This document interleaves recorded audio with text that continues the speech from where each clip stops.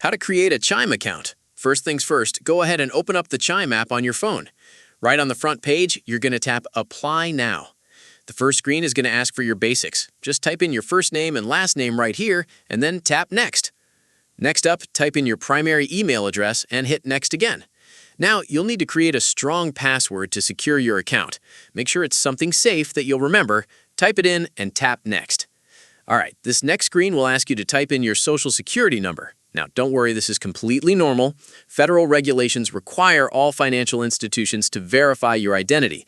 This just helps Chime minimize things like identity fraud and money laundering to keep everyone's money safe. Once you type that in, tap Next. And honestly, that's pretty much it. Once Chime reviews and confirms your information, you are officially in. As soon as you log in for the first time, you can easily set up your direct deposit or instantly connect your existing bank accounts to transfer some funds over.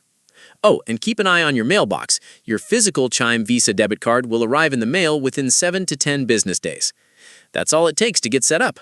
Now that your new account is ready, you'll probably want to move some funds into it right away. If you use Cash App, click right here to watch my next step-by-step tutorial on how to instantly transfer money from Cash App straight to Chime. See you over there.